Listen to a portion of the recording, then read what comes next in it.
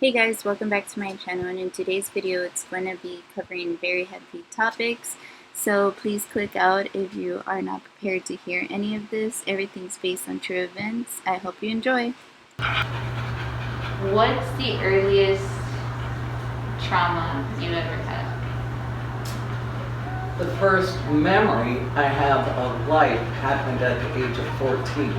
So I have no memories from birth until 14. And I went to my first psychiatrist, and the psychiatrist asked me that question. Yeah. You know, what's your earliest trauma? And he said that there was something wrong, that I had no memories. So he tried to hypnotize me, and then a memory came back of when I was 2.5 of my father and another man molesting me on a pool table. And so then I started screaming in the therapy session, and we didn't go any further. So I have birth to 2.5 and then to 14. So, and then as the last few weeks have occurred, I've been remembering just sad, bad things. And so I think that's 2.5's kind of. Yeah. And I didn't know till I was 30 that that had occurred. And then when I confronted my family is when they officially disowned me because they accused me of lying.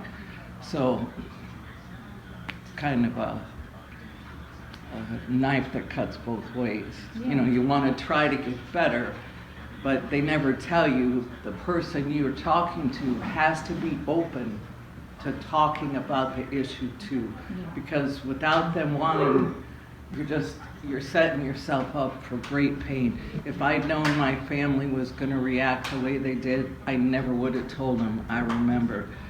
But they don't care for me, and I just wonder if that's not a lot of it. So, so that in between of you going to therapy and you getting hypnotized, what onset was there for you to even go to therapy?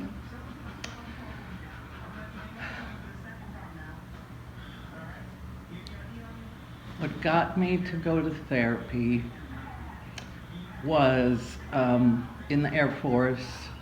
So I was like 22, 21. I ran from my home because nobody cared for me. It was just bad things, nothing horrific. And I was the first woman, one of the first women jet mechanics. So I worked with all men. I didn't fit in because I was tall, I was ugly, and I was a woman. And the men would say to me, you need to go home because you're taking a job from a man. So I tried to fit in the best I could. I went out drinking every night. That's what everybody did off the flight line. They'd fly, we'd drink. And I got raped one night. And as I remember trying to push the guy off me, well, I ended up getting pregnant from that. And everybody told me to get an abortion, including my mother, who at the time said that if abortion had been legal, when she found out she was pregnant with me, I never would have been born.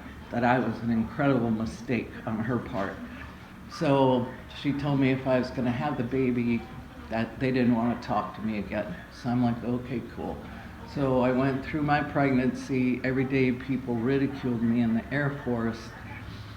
And then the baby was past due. And then one night I just started hemorrhaging quarts and quarts of blood. And I didn't know what it was. My placenta had come out first. And I didn't know what that meant and why.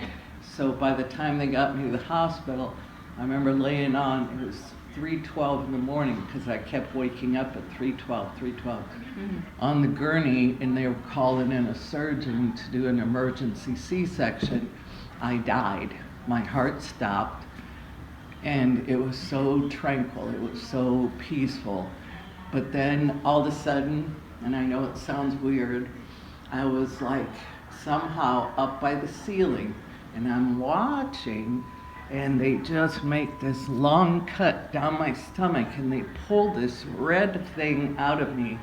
They look at it, and everybody starts to cry, and they put it down on a table, and then they go to stitch me, and they use the paddles to restart my heart.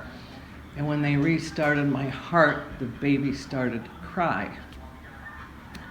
So then all of a sudden, when the baby cried, I was no longer up on the ceiling. And then the next thing I knew, I woke up in a hospital bed. But then when I got back to the air base, I was so broken, and everybody was making fun of me because I had a so-called fucked up kid. And so I started drinking like nobody's business. I'd work hard all day, and I would drink till I passed out, and it just was a vicious cycle. And it just continued to be bad things, bad things, bad things, bad things. I look at it, it all happened, and it all had such an impact on me. I still don't understand the purpose for any of it in my life, but it affected my depression, it affected my identity, and I when I look back, I see how I felt so unloved. You know, you don't hear that kind of crap from your family. And it one thing kind of like went into one of the big, you know how the cyclone, like in the Wizard of Oz, was that big circle that just goes down, down, down, down. That's how it feels like my life has always been, right next to the ground, in such a close hover that I'm either going to lift off or I'm going to crash. And so I balance my life at a 5-foot hover, and it's been a mess, and I don't.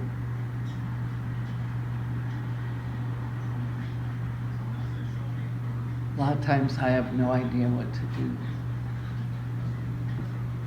So what got you this far? I've always been blessed with having an awesome dog, because I have a daughter, but that's another horrific story. I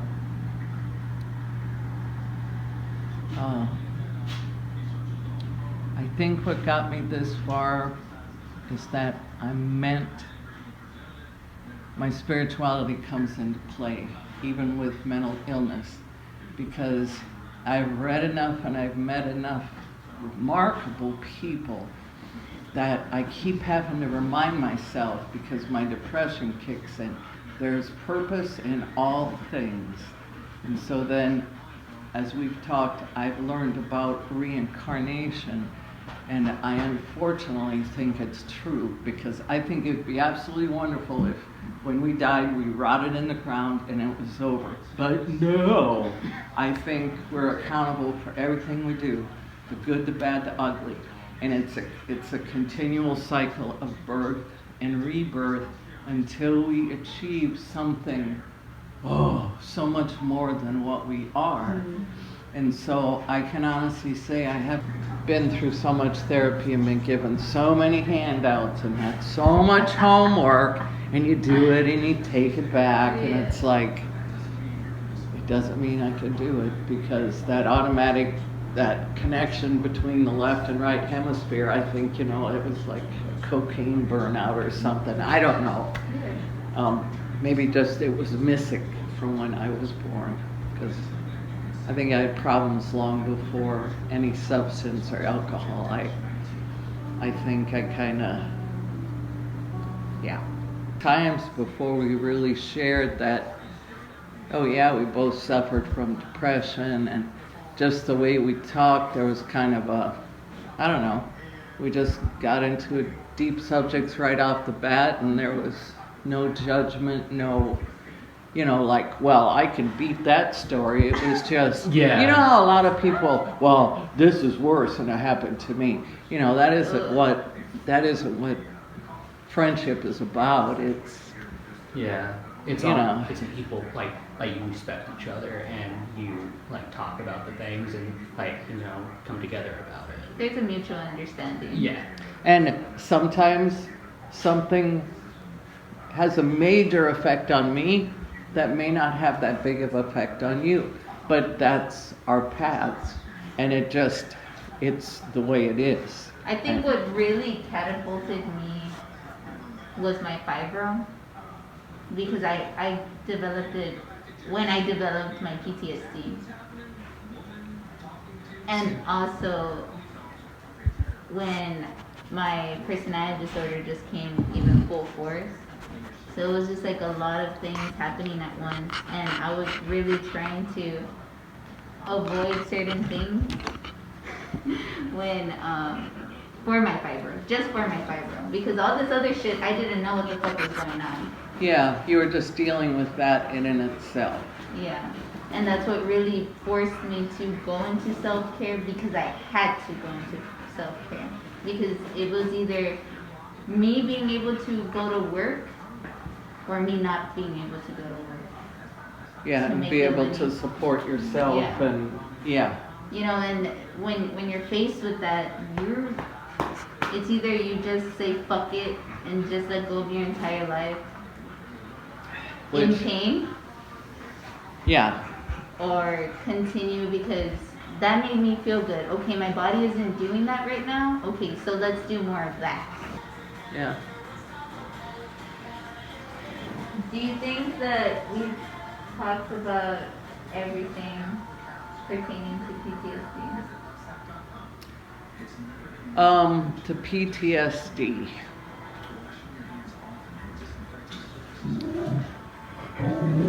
Aria. It's that anxiety again. And big bird bullying all the little birds to the seeds. Thank God all of your neighbors have dogs. I would say the bad thing about PTSD from the aspect of the military is that the way they want to deal with it is here. Take these pills in the morning and then take these pills at night. It's such an overwhelming epidemic that nobody wants to deal with the nuts and bolts of it. Yep. They want to give you stuff to make it go away. And to me, that's like one of the worst things you do, is that you can't, the medicine, it helps, but man, when it comes back to you, it's just, it never diminishes in intensity to me.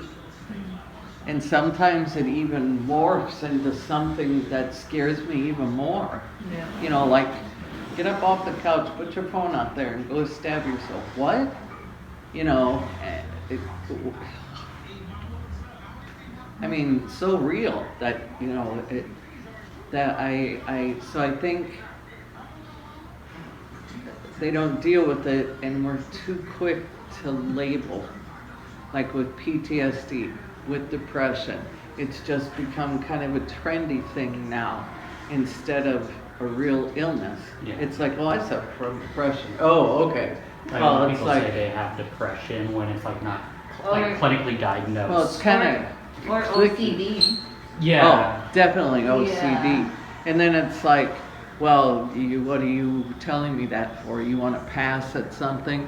And it's generally, I find people want something, whereas I don't tell people I suffer from PTSD. I don't tell people I take medicine. I don't tell people about my son. I don't tell people about, I don't talk about my things. Exactly. I'm like what Alex said. I'm the one who gets people to engage in conversation. I ask questions. I'm very good at listening, so I'm very good at asking questions. I don't tell people about the life I've had. No, I'm sorry, I interrupted you. Oh no, I don't, because I don't want anybody's sympathy, and I don't want people to think badly of me. So I just, most people, I think they think I've had a fabulous, remarkable life. So I just, let's go with that. I was just gonna say, like, having like exactly like I only open up about like OCD, depression, stuff like that with people that like I know, like, or that like I like feel like I can trust. Like I don't like go up to some random like I'm just saying I understand what you mean by like not like wanting to talk about it, and, like to at least to random strangers. And, like, Well, and then they want to judge you, or they want to dismiss it. Yeah. Like, oh, that's a huge character flaw. So, oh.